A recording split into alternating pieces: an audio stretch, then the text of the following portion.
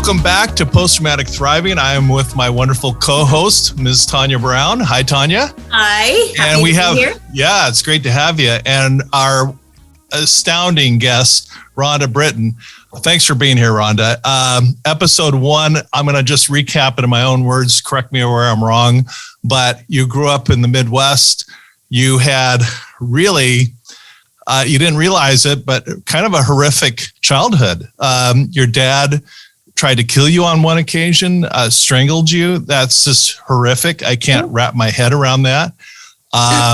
Your mom wasn't really sticking up for you, but you had lots of friends. You had a boyfriend from kindergarten on. Had to get that first kiss in kindergarten. I had to manipulate him to get it, but I did get it. Wow. We got it. Whatever it takes. Pretended where I grew up, there's 365 inches of snow. So like one day I was like, we're playing, me and my little boyfriend, and I fainted like Cinderella and or Snow White. And I was like, I am Snow White. He's like, get up. I go, and I made the poor boy kiss me. And then I did it again and I made him kiss me again. Good for you. Whatever it takes. And then it turned into like Wedding Wednesday, right? In kindergarten. Okay. Well, hey, so if you missed episode 1 with Rhonda, listen to it, because it's in and of itself astounding in terms of what we're really talking about clinically is layered trauma. Right. And you already had a trauma, but Rhonda, I'm going to just go ahead and ask you, tell us about that day. That trauma. Yeah, the horrific day of my life, the worst day of my life, as I call it, right? Mm-hmm. Well, my parents were in the middle of getting a divorce for the second time.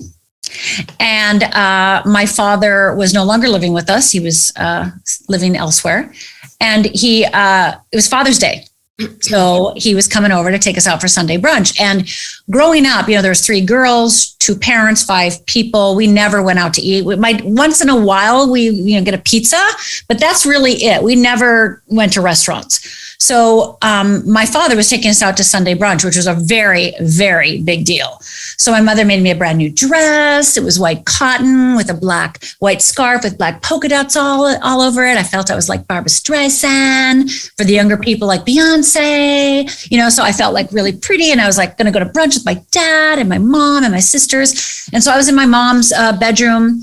She was fluffing her beehive hairdo and putting on her blue eyeshadow and her rose-colored lipstick. And my mom and I didn't have a lot of alone time, but this day, on Father's Day, my 2 sisters were fighting it out in the bathroom. We had 1 bathroom. And so I snuck into my mom's room while she was getting ready, and we just talked.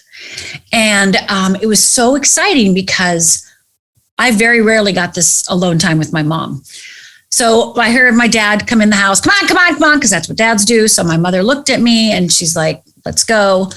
Me and my mother get up. We start walking towards the door, greet my dad. My sister's still in the bathroom fighting it out. And me and my mother and father start walking out to the car while my dad's going, come on.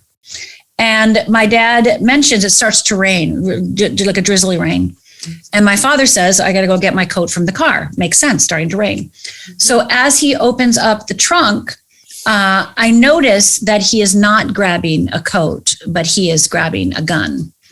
And he starts screaming at my mother, you made me do this, you made me do this. And he fires. Now I start screaming, Dad, what are you doing, Dad? What are you doing? Stop, Dad, what are you doing? And he cocks the gun and he points it at me. And I absolutely 100% believed I was next. And he blinked, I blinked, he blinked, I blinked. I mean, I was literally waiting to die. Remember, he strangled me before, got a gun in my face. I'm pretty sure I'm going to be next. And my mother, with 1 bullet in her already, looked up at that moment, saw that gun in my face and screamed, no, don't. My father, realizing my mother was still alive, took that gun intended for me, that bullet intended for me, and shot my mother a second time. And that second bullet went through my mother's abdomen and out her back, landing in the car horn. And the car horn just kept going for 20, 30 minutes. And then my father cocked the gun again, slid to his knees, put it against his head and fired. So within a matter of 2 minutes, I was the sole witness to my father murdering my mother and committing suicide. Mm-hmm. Now, I don't know how other people would respond, but how I responded is it was my fault because one, I didn't kick him in the shin. I didn't grab the gun. I didn't jump in front of my mother. I did nothing heroic, right? There's nothing heroic. I also felt like this was maybe punishment because my mother had just told me the week before, well, your dad has asked me for you to live with him. Now, if you listen to the last episode, you're like, I don't think that's a good idea. And I was like, I don't think that's a good idea, Mom. So in my 14-year-old brain, I'm like, oh my God, like, right, this happened because I didn't live with my dad, right? Like if I would have lived with my dad, right? So at that moment, I ran into my mother's bedroom and got on my hands and knees. I was planning, actually, just a few months before this, I had told my mother I was going to be a minister. And she was so excited because she always saw me as the minister's wife, the choir director, right? Because I sang. And so I remember her looking at me going, oh my God, you get to keep your name. I'm so proud. Like she was so thrilled as a woman, as a girl, thinking I could be a minister, like I could be in front of the church. She was so happy.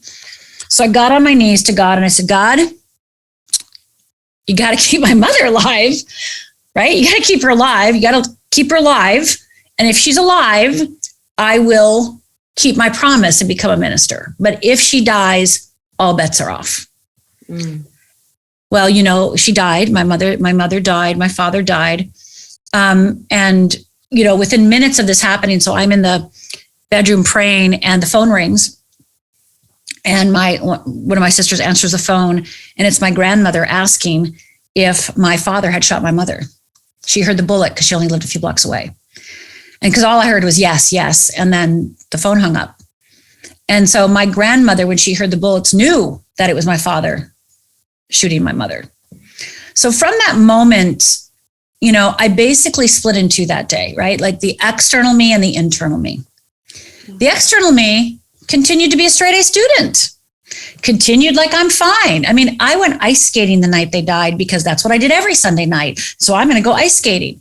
And I spent all night comforting my friends, right? Because they were like, ha, and I'm like, yes. And they're like, how can you forgive him? I go, I just do, so I just literally just, cut myself off. Like you, again, don't get to feel this is the way it is. It's my fault.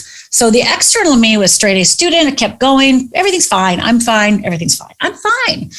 And the internal me really basically, well, one, I gave up my desire to be a minister because now I didn't trust God. No, God, you got to go on the other side of that line because you give too big tests. And if this is the kind of tests you give, sorry, not interested. So I put a line between me and God.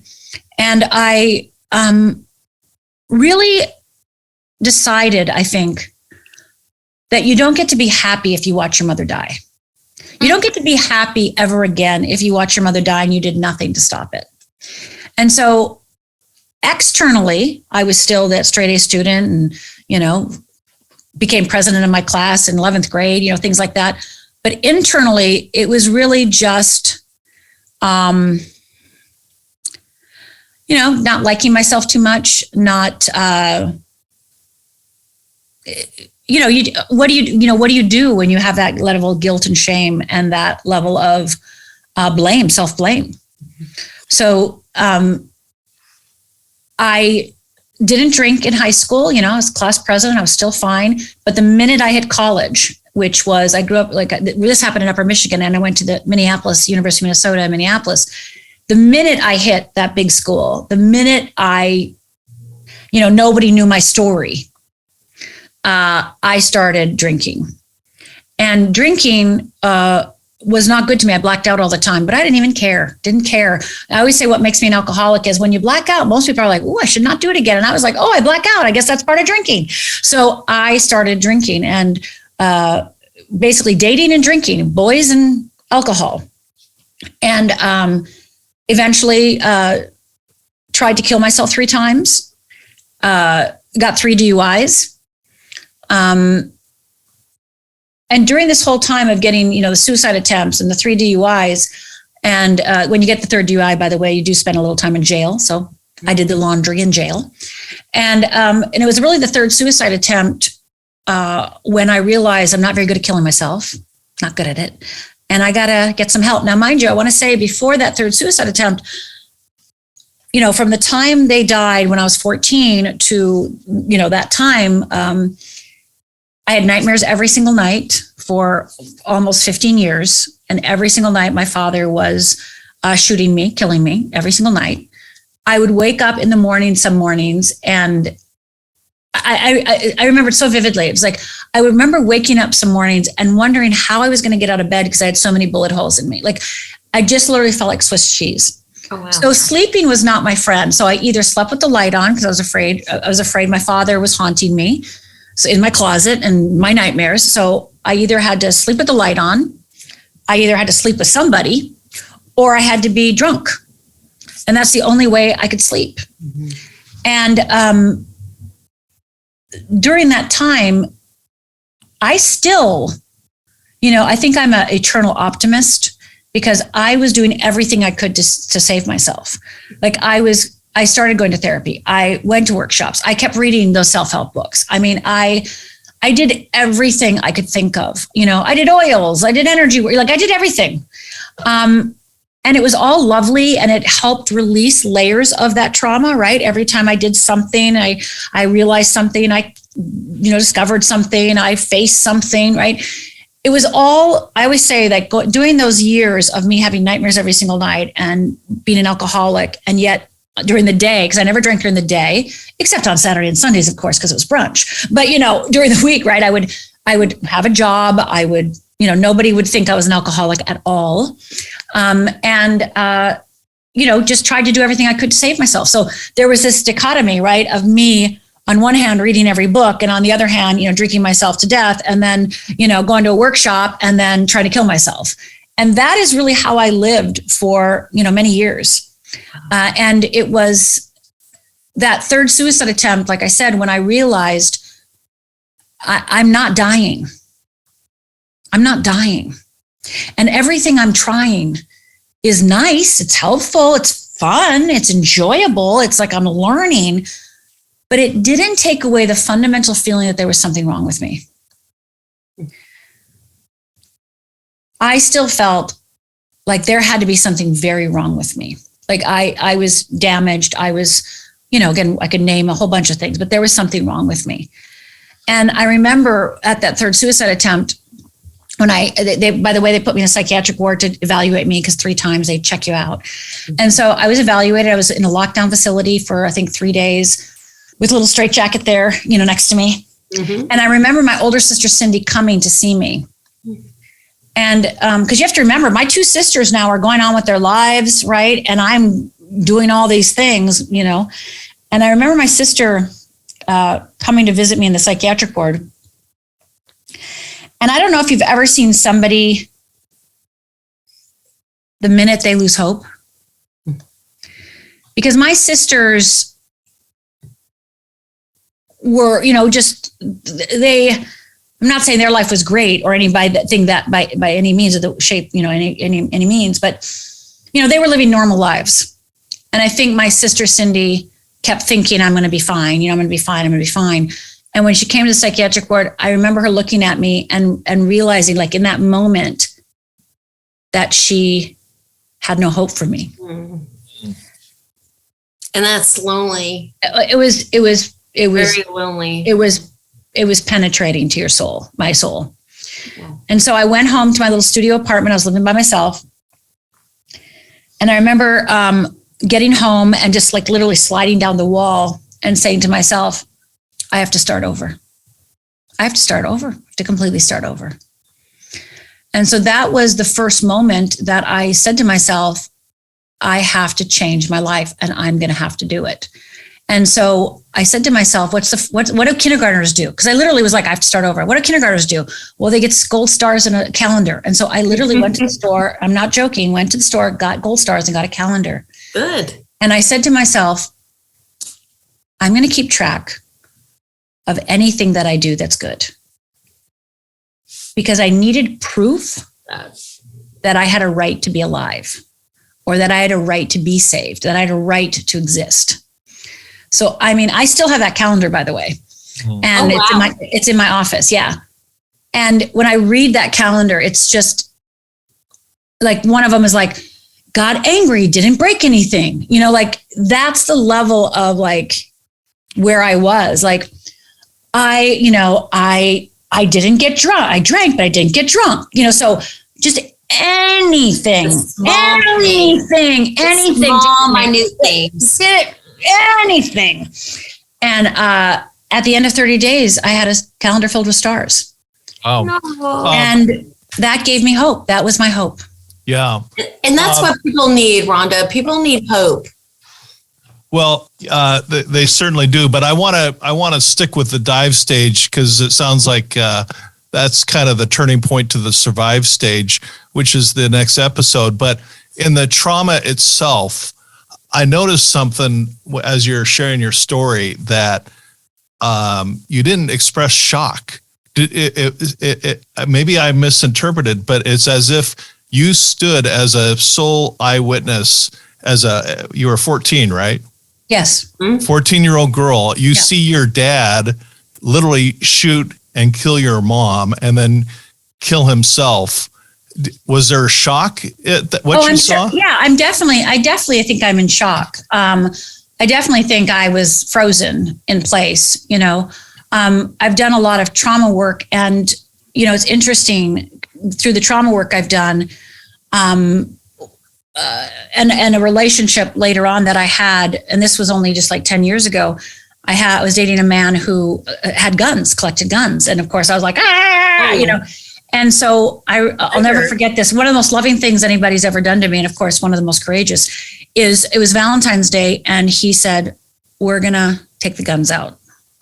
And we sat on his bed, and I'll never forget this. One of the greatest gifts this man ever gave me. And he put his arms around me, and I was sitting right in between here, and he took out every gun, and he had me hold it and touch it. And I literally was, obviously just crying and screaming, and, all these feelings moving through me. Right. And in that moment, I remember just at one point, just hysterically crying and like nuzzling in his, shoulder. And he goes, he said something, and I can't remember the exact words, but it was like, I'm here, and that made me, and he said, like, you didn't leave, you were there, you stayed, and I'm here, And that moment, I had a spontaneous memory, because that's what's happened over the years. I've had these spontaneous memories of that day.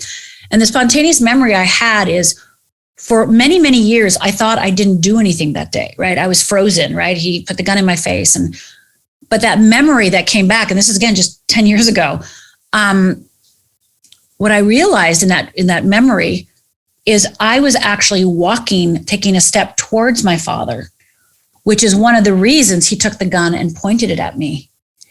And I can't tell you, just knowing that I was taking a step towards them, the level of next layer of shame left, level of like the opinion I had of myself shifted. And that's the beauty of doing trauma work. The beauty of healing is that even the event itself, you find new pieces of it, and you find, you make yourself whole, which again, I know we're going to get to, but it's just like that day. Yes, I was shocked. I heard a voice the minute it happened, like after the bullets faded, and I'm sitting on the porch, breathing hard, before I ran in the house. I heard a voice, God's voice, say to me, I'll never give you anything that you can't, I'll never give you anything hard that you can't handle, kind of thing. Wow. And I remember that's one of the reasons I ran into the bedroom and prayed to God, and why I cut him out, because I was like, if these are the kind of tests you give, then forget it. Right. So that day fundamentally changed my relationship with God. It fundamentally changed my,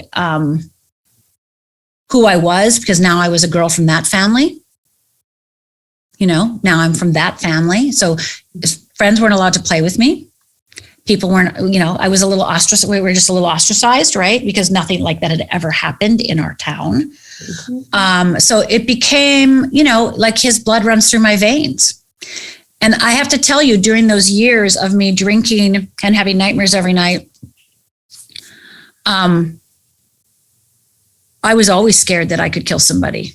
I was always scared that I'd be killed. I was afraid of my feelings. I was afraid of my anger. I was afraid of my rage because I couldn't let them out because I really felt that I would destroy the world if I actually allowed myself to feel the level of pain, anguish, heartache that I felt, the level of abandonment, et cetera, et cetera. If I actually allowed myself to feel that, I would destroy the world. Now, logically, of course, I knew I wouldn't, but during those years, one of the ways I regulated myself is with alcohol, but also alcohol gave me permission to be angry because I wasn't a fun drunk. I was a pissed off drunk, but I was drunk, I didn't know I was doing that. I blacked out. I didn't know. So I could disassociate from all those feelings.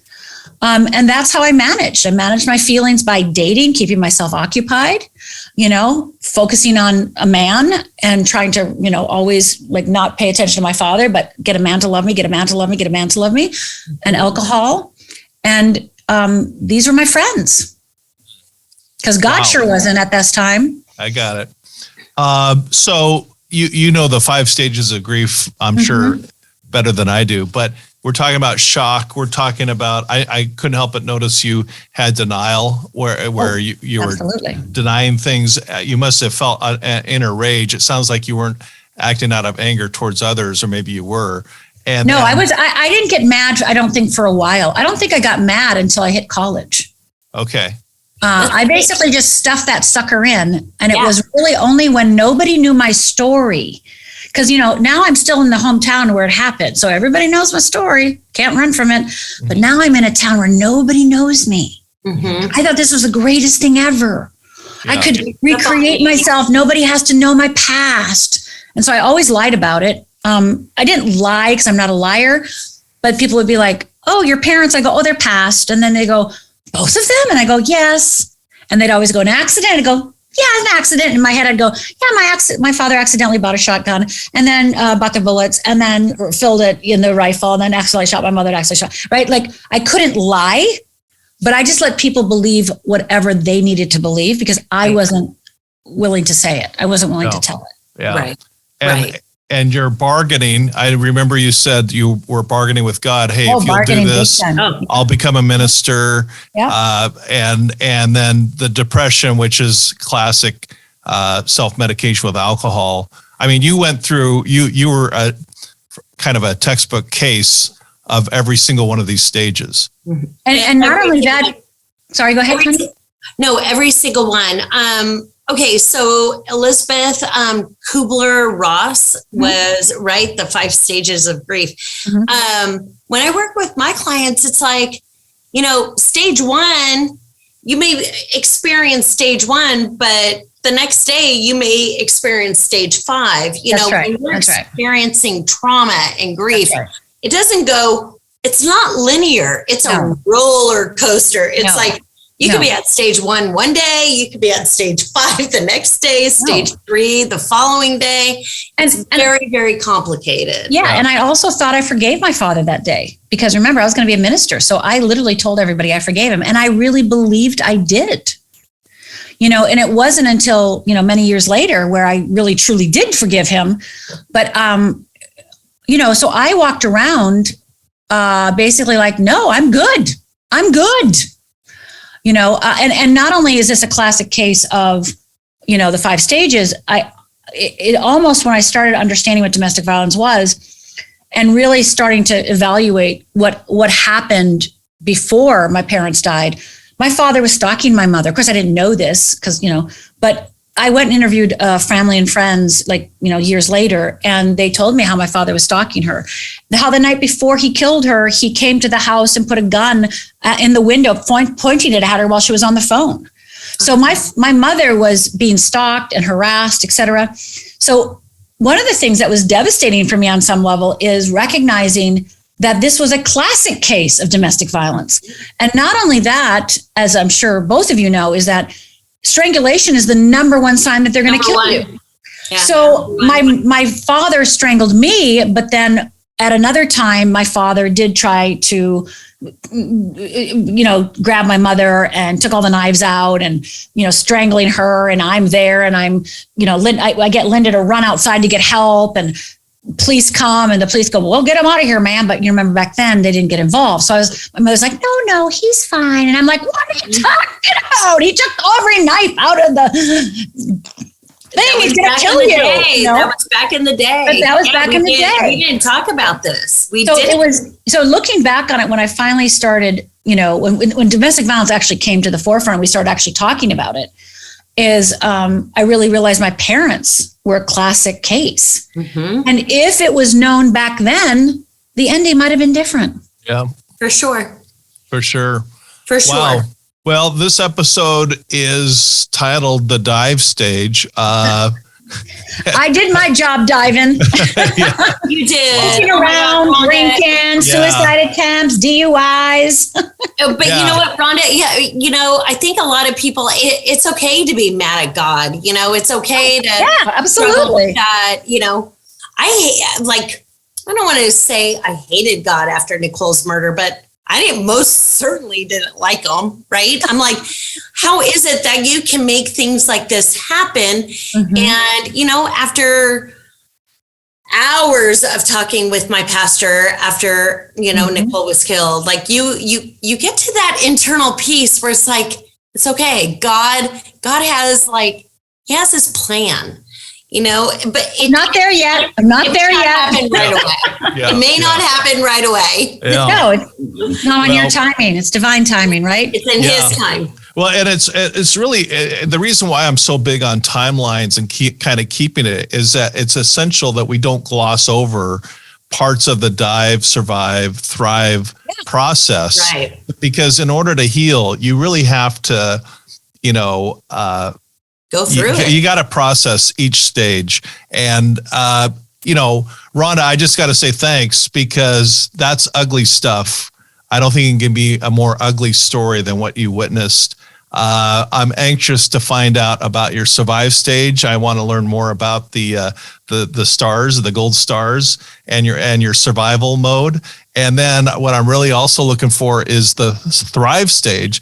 But I would tell people, don't skip ahead to the good fun stuff in the last part of the episodes, because kind of going through each stage is what's so important. And you're right, Tanya. It's not a linear thing. The term I use probably 1,000 times in my book is rinse and repeat. You're always going back. You're always reprocessing. You have trauma. I had open heart surgery when I was 11, and there are days, I'm in my 60s where I still get mad about it. That's the anger stage. So, that's completely normal. We're going to process through this stuff. So you also, Randy, you're saying like a very operative word, process. Yeah. My parents were always like, why do you always share your story with everyone? Blah, blah, blah, blah, blah. And I'm like, okay, 10 years after Nicole's murder, I was like, oh my God, I never processed the pain. I never processed the grief. I never processed all the losses, in my life. So Rhonda, that's what you're bringing to the table, where you processed, we can talk all day long, but until you really get to the root, the core of the pain, it will never go away. Yeah. So I think really talking about processing it's huge. And that's why you are, you're here today, because you've done that. Yeah. Yeah, Tanya, you said Rhonda was amazing. I'm getting it. So very sweet. Thank you. Well, we episode 1, go back. That's the life before the trauma, which was trauma, and then layered with this episode, witnessing the murder of your own mom by your own dad. I don't know how I don't know how that gets any worse. But we're gonna process through dive, survive, and thrive. Tanya? The choice is yours. Yeah. So we'll see you next time. Thanks for supporting our podcast. Be sure to like, share, and subscribe, and follow us on your favorite social media.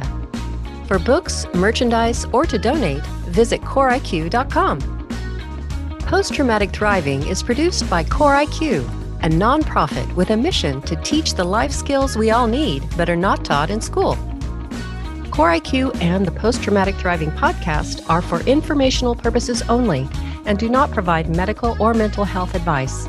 Always consult with your licensed medical and mental health care providers.